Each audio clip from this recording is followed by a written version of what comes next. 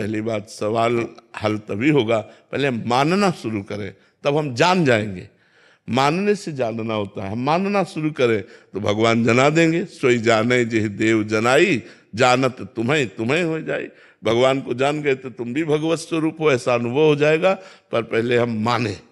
हमें भगवान दिखाई नहीं देते, लेकिन संत ने कहा है हम माने, तो ऐसा शुरू कर दो, सवाल हल हो जाएगा। जो मायाकृत सवाल है वो हल हो जाएगा। हम पहले मानना शुरू करें। जैसे मान लो आपको हम में भगवान दिखे क्या? नहीं दिखे ना, लेकिन आप कहीं ना कहीं भगवत भाव रखती है ना कि संत हैं, ये भगवान के स्वरूप है, ये भगवान संत भगवान है, तो आपने माना ही तो ना। आपने माना संत भगवान है तो आपकी भावना बन गई ना। आपने देखा तो नहीं, आपने देखा तो मनुष्य स्वरूप, लेकिन आपने मान लिया संत भगवान है। अरे आज हम संत भगवान के दर्शन करके आ रहे हैं तो हृदय आनंदित हो गया। क्यों? क्योंकि आपने माना। हमें लगता है यदि हम मान्यता कर ले, हम माने, तो माने से जाने हो जाएगा। जान करके मानना है तो बहुत बड़ी बात है, बहुत समय लगेगा।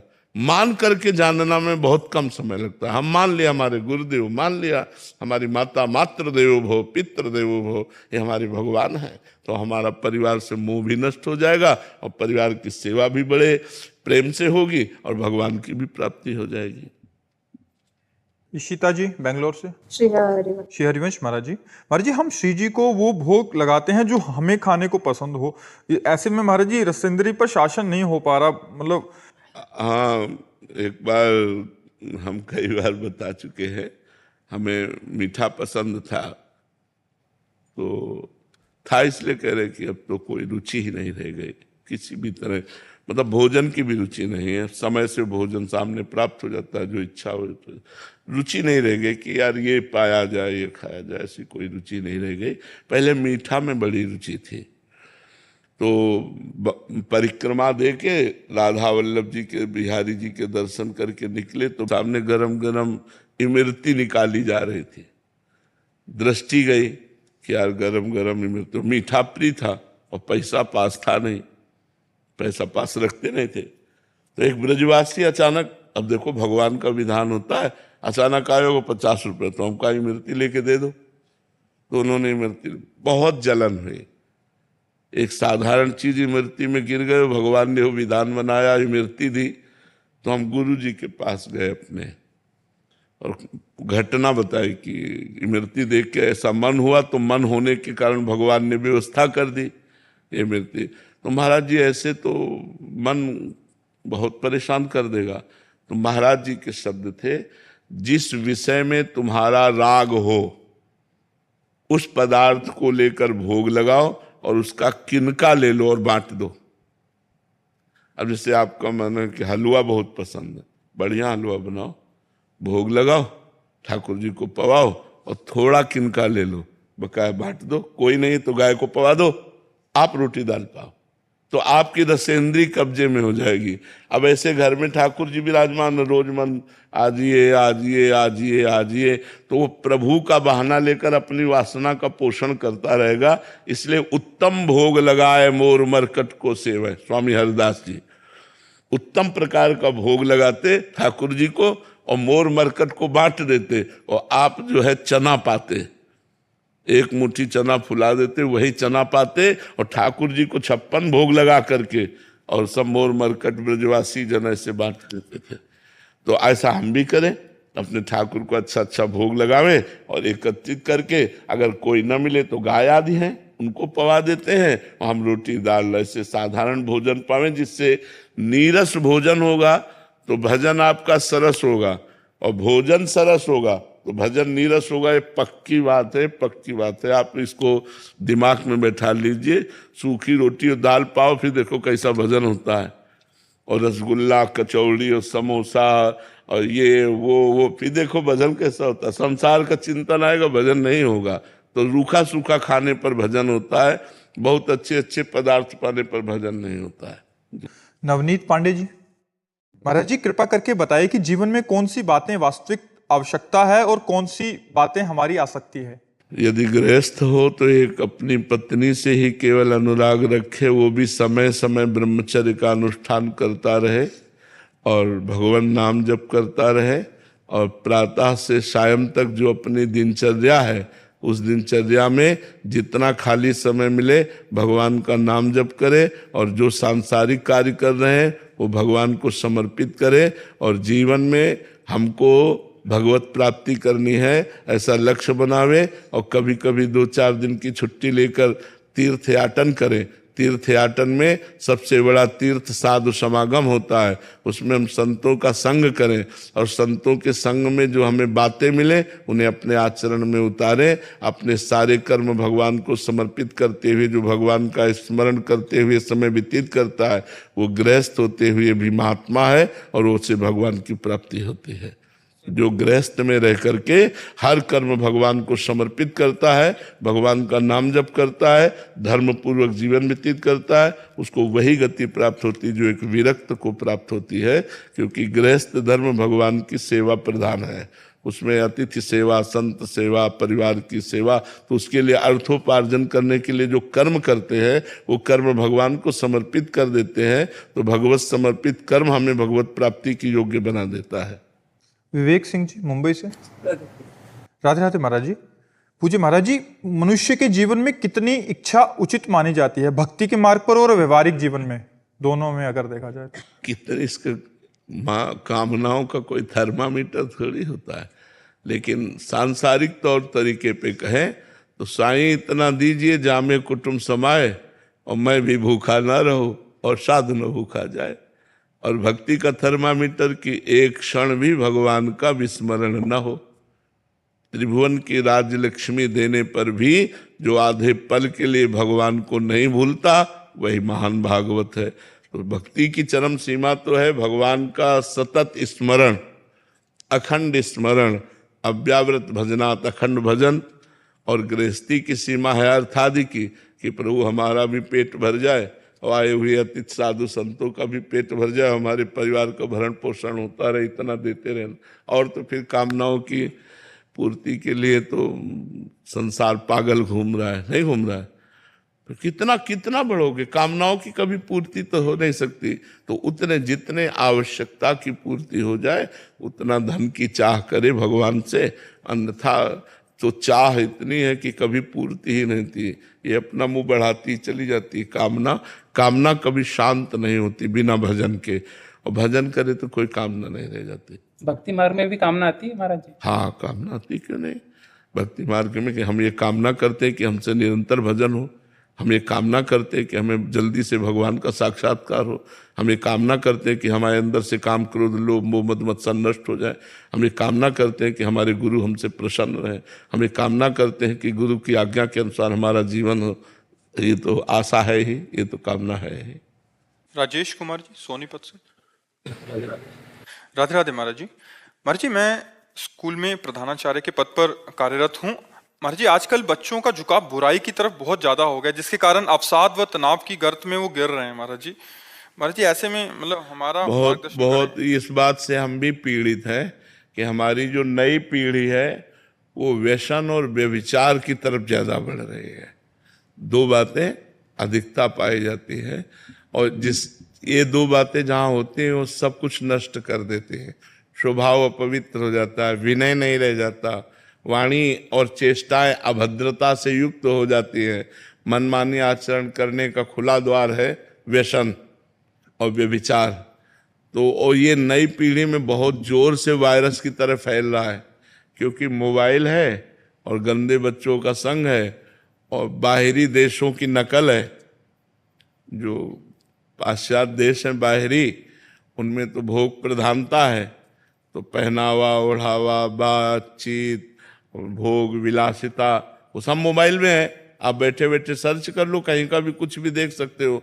तो जो गृहस्थ धर्म की क्रियाएं हैं वो जब सयाने लोग होते थे तब उनकी मानसिकता में उनका प्रवेश होता था। अब नवजात बच्चे जो हैं उनको खेलने के लिए मोबाइल दे दिया जाता है, तो जैसे जैसे वो बड़े हो जाते हैं फिर वो मोबाइल में बहुत प्रवीण हो जाते हैं, उसी में आसक्त हो जाते हैं। तो हर गंदी बात मोबाइल से सीखने के लिए तो बहुत सद्गुण भी है मोबाइल में। मोबाइल सुनकर ही आए हो आप लोग, मोबाइल से सुन के तो आए हो वृंदावन, एकांतिक में।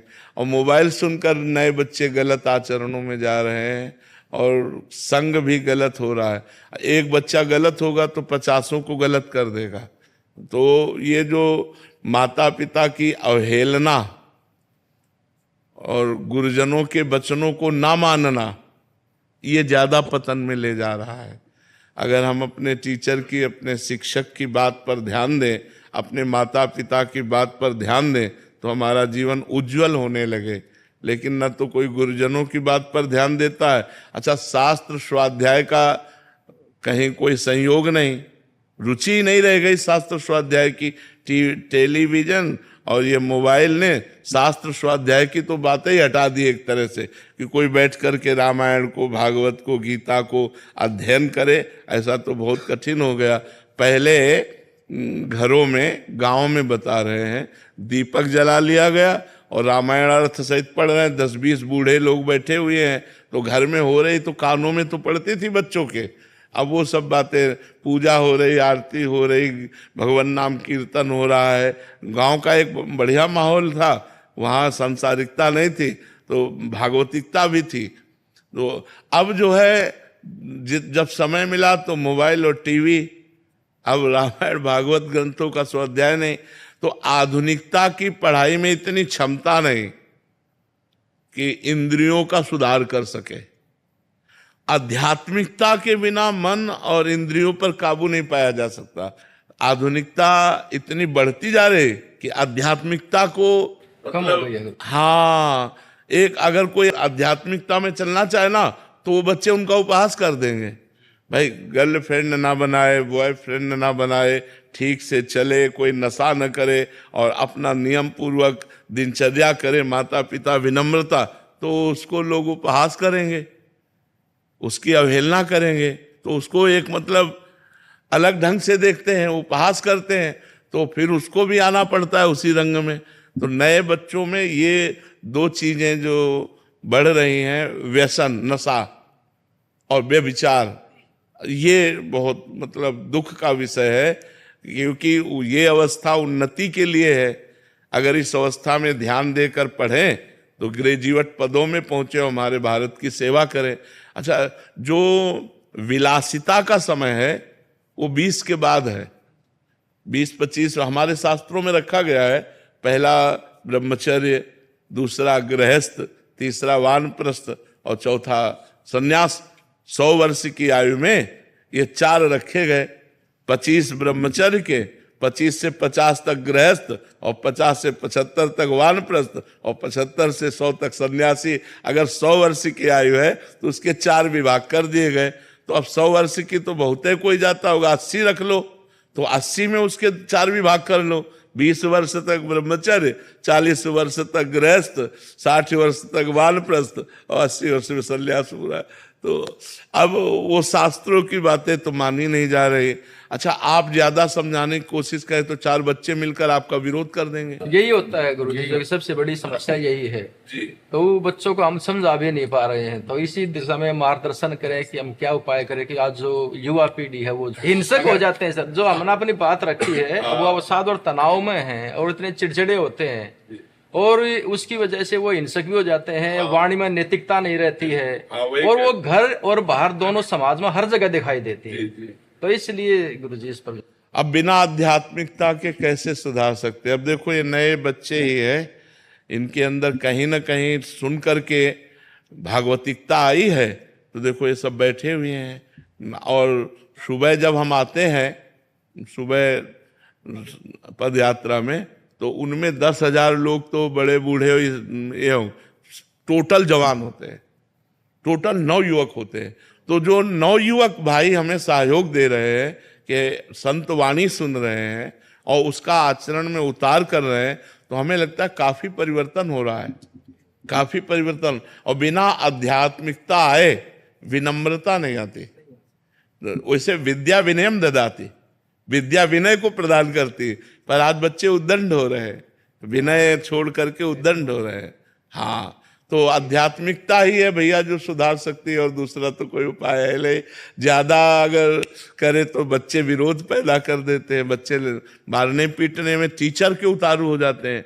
ऐसी कभी सोच नहीं थी। ऐसी सोच नहीं थी गुरुजी। अब तो बहुत सारी घटनाएं पढ़ते हैं। हाँ हाँ जी वो अकेले कुछ क्षेत्र में नहीं, संपूर्ण भारत में इस प्रकार की घटनाएं हो रही। जी जी जी। साक्षी जी। राधे राधे महाराज जी। महाराज जी, माता पिता और जीवन साथी दोनों ही महत्वपूर्ण हैं। माता पिता का ऋण हम उतार नहीं सकते और जीवन साथी के साथ जीवन व्यतीत करना सांसारिक नियम है। हमें किसके प्रति अपने कर्तव्यों का दायित्व निभाना चाहिए?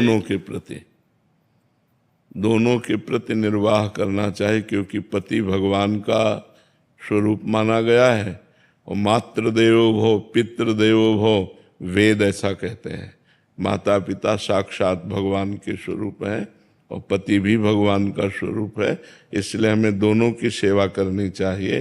वो नरकगामी पुत्र होते हैं जो अपने माता पिता को दंड देते हैं, मारते हैं, पीटते हैं, गाली देते हैं, उनकी सेवा नहीं करते, वो आगे चलकर बड़ी दुर्गति को प्राप्त होंगे।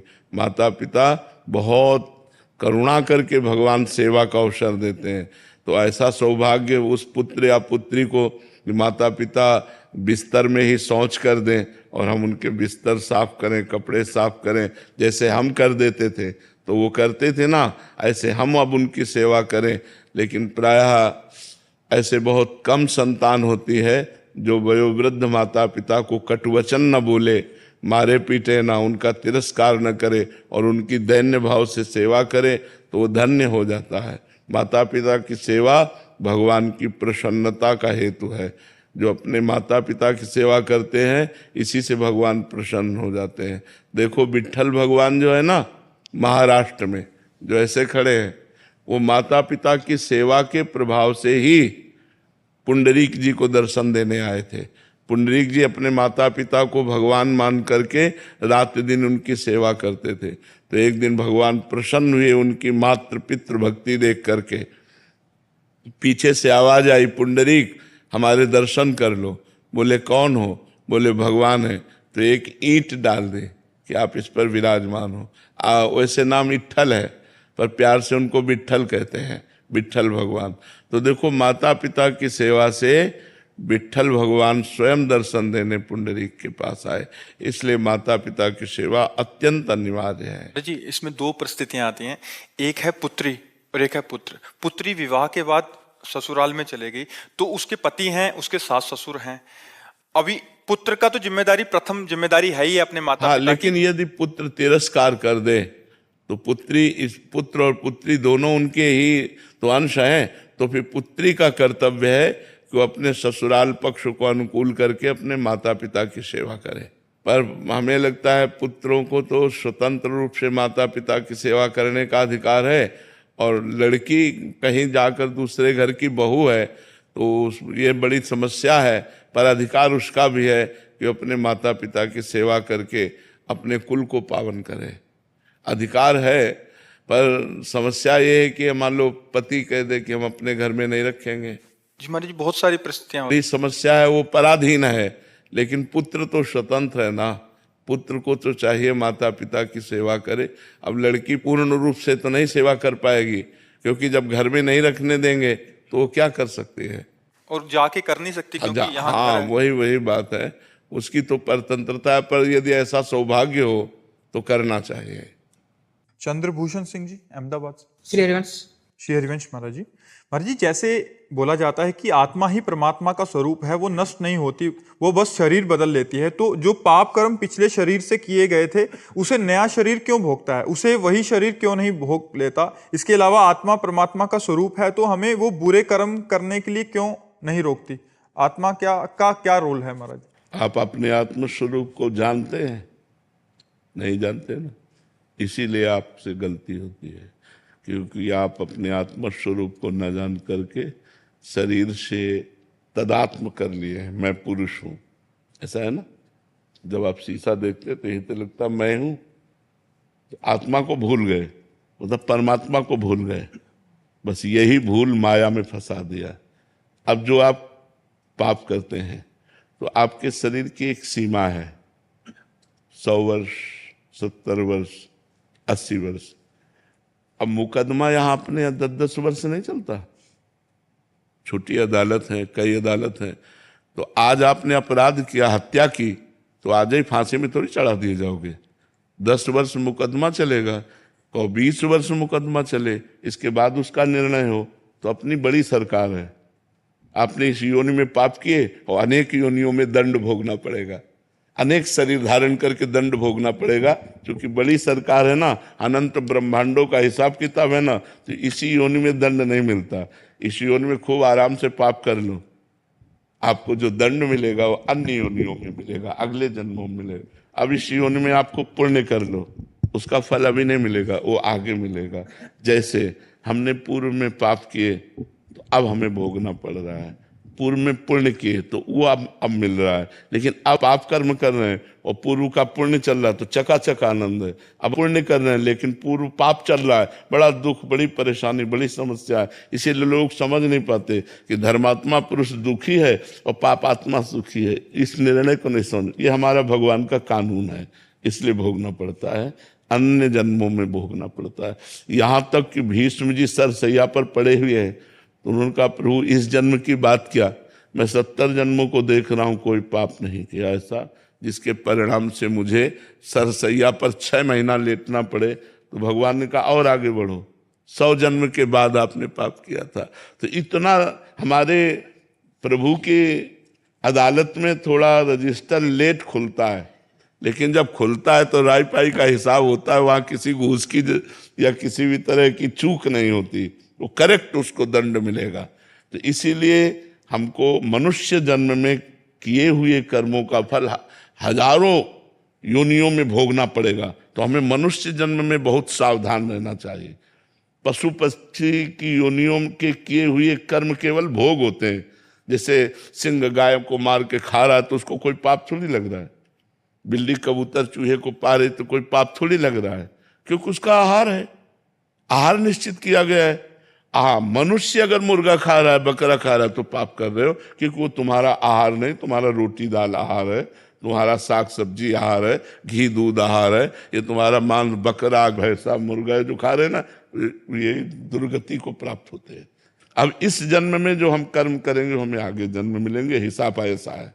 कानून कानून है, अब क्यों है तो सरकारी कानून है कानून है, जहां जैसी व्यवस्था होती है। तो हमारे भगवान का कानून है कि इस जन्म में पाप करोगे तो आपको अनेकों जन्मों में उस पाप का फल भोग। कुछ ऐसे कर्म भी हैं जिसका इसी जन्म में भुगतान हो जाता है। बहुत भयंकर अपराध, साधु अपराध, साधु अवज्ञा तुरंत भवानी, कर कल्याण अखिल ज्ञानी। अगर संत का अपराध बन गया, वैष्णव का अपराध बन गया, भक्त का अपराध बन गया तो तुरंत लागू हो जाएगा। तो साधु अवज्ञा तुरंत भवानी, महापुरुषों का अपराध कर देने पर तुरंत लागू हो जाता है, वो परेशान हो जाएगा। ये हमने देखा है। तो अभी उस दिन बताया था कि जगदीश्वरानंद के अपने गुरु को जहर दे दिया तो पूरे शरीर में मवाद पड़ गया, फूट फूट कर जब निकले तो चिल्ला चिल्ला कर कहते थे कोई बचा लो, तो कोई न औषधि काम करती न कुछ, सड़ रहा था, पूरा शरीर सड़ रहा था। तो साधु अवज्ञा तुरंत भवानी, कर कल्याण अखिल के हानि। विष्णु चंद्रभान जी महाराष्ट्र से। राधे राधे महाराज जी।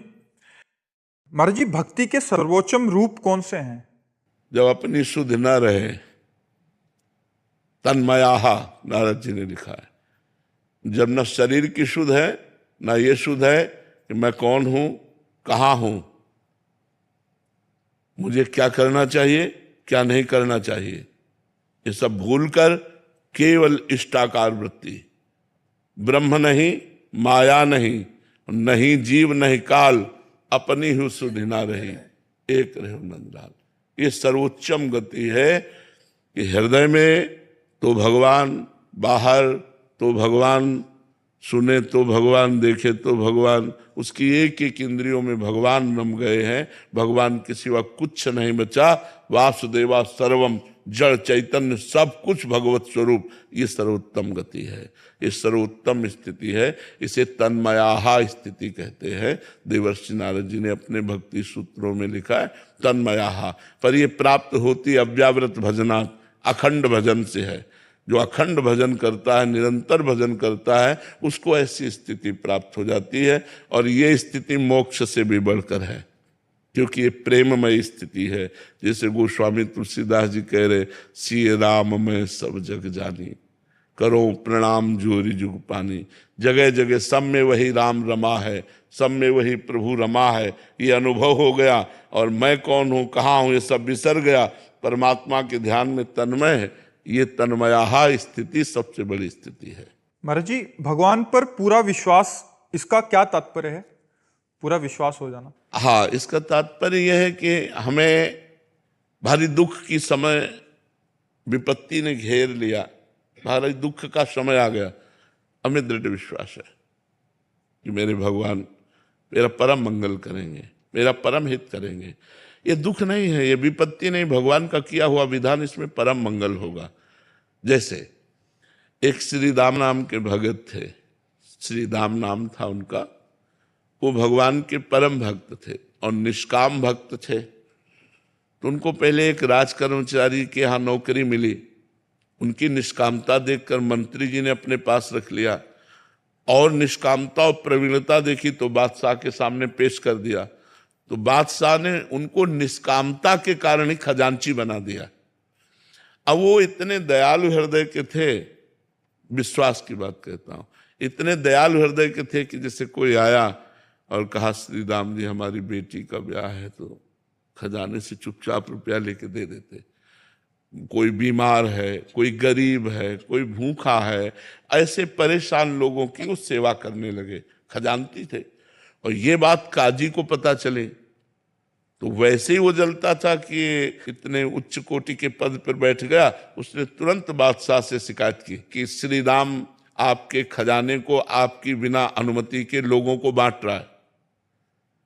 उनको बुलाया गया, तो अब झूठ तो बोलेंगे नहीं, तो उनका हुजूर हम किसी को दुखी नहीं देख सकते, इसलिए तो उनका अनुमति लेनी चाहिए। बात तो सही है, अनुमति लेनी चाहिए, तो आप अपराधी हो ना, अनुमति तो नहीं ली।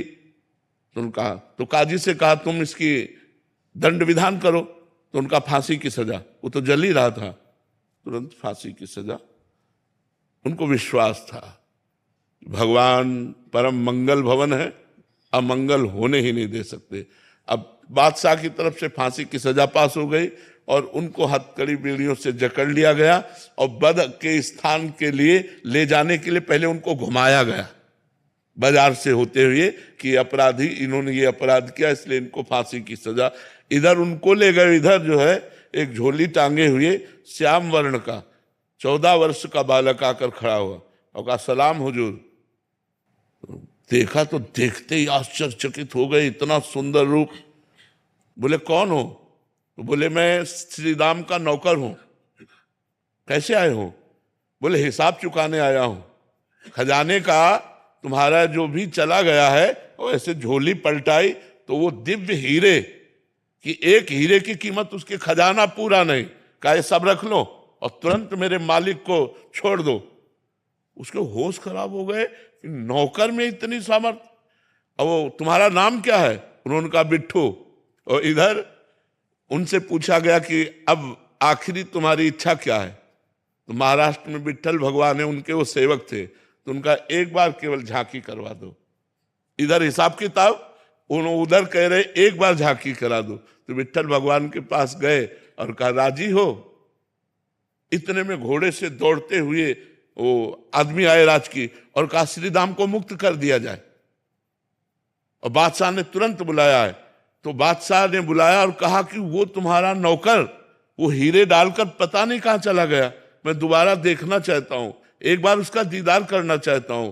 तुम इतने धनी थे, हमें क्या पता कि हम तुम्हारे गुलाम बन सकते हैं, ऐसे हीरे तुम्हारे पास हैं, तुम्हारा नौकर लेकर के आया, तुम पहले क्यों नहीं बताया? तो उनका हुजूर हम आपके ही नौकर हैं, हमारा कोई नौकर नहीं है, आप विश्वास मान। बोले कैसे विश्वास मान? वो कह के गया। बोले क्या नाम बताया? बोले बिट्ठू।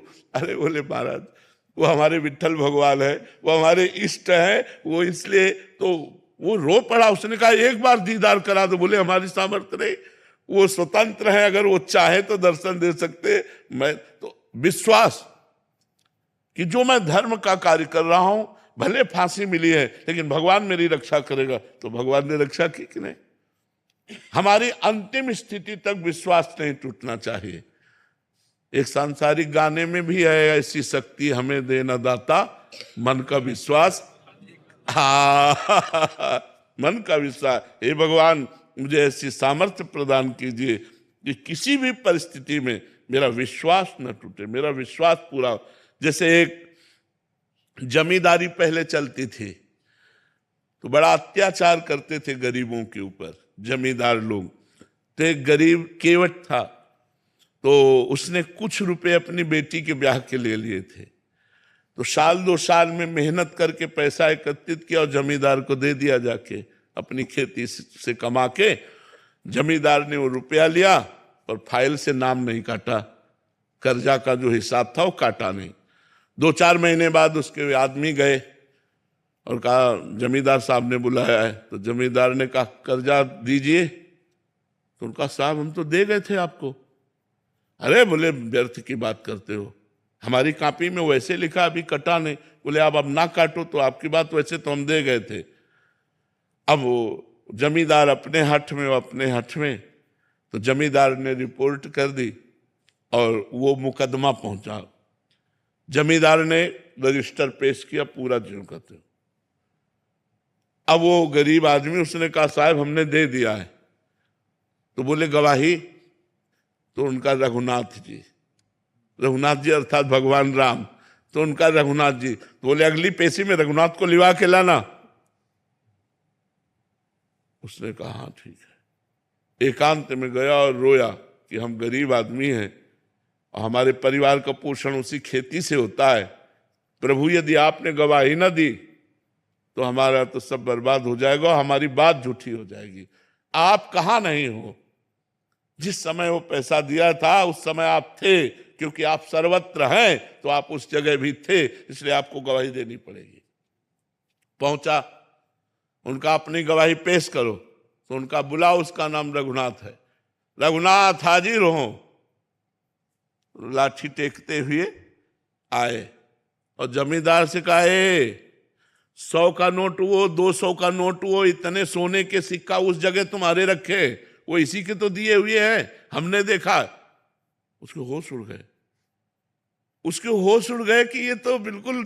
और अब जमींदार की भगवान के सामने हिम्मत नहीं, जब आंख में आंख डाल के बात की ना तो उसकी हिम्मत नहीं। बोले हाँ हाँ हाँ हाँ।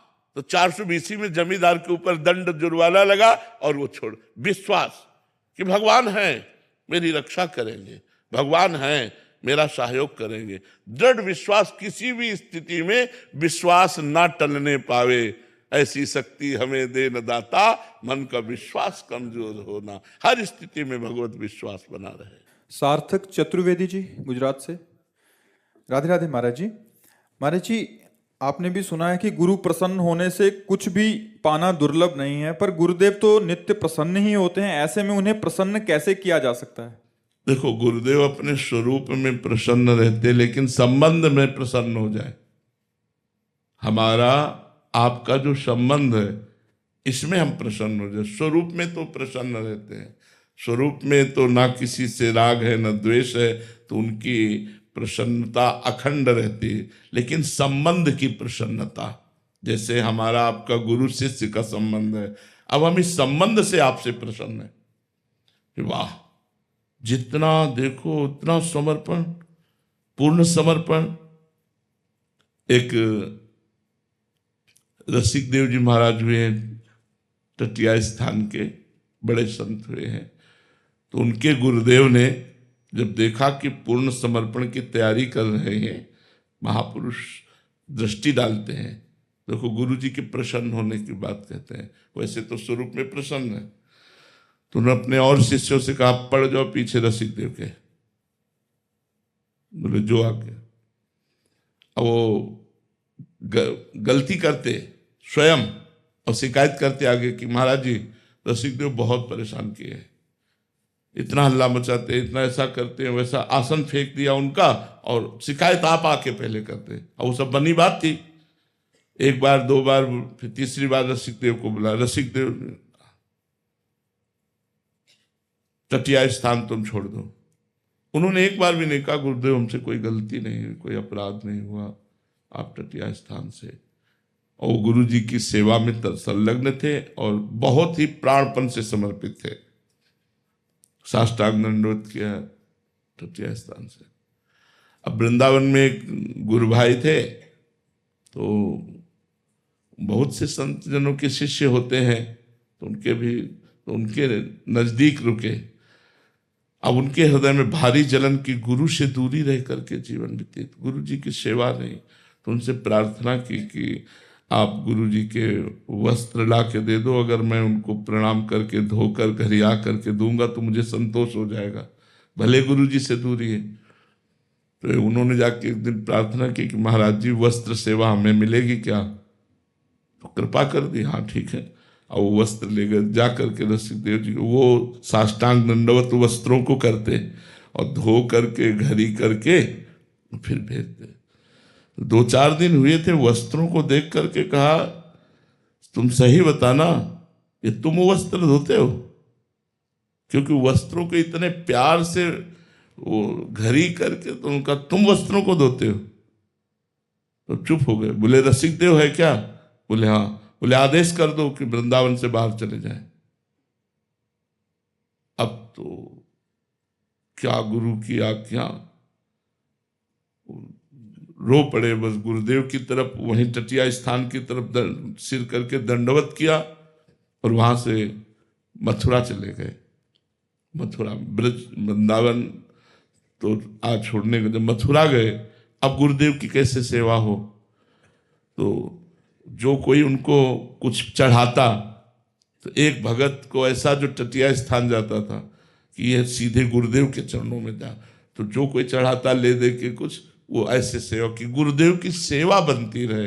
गुरुदेव वो प्राय जल्दी जल्दी पहले ऐसा नहीं करते थे, तो उन्होंने कहा कि इतने भाव से साष्टांग दंडवत करते हो, भेंट समर्पित करते हो, क्या रसिक देव है क्या तुम्हारे पास?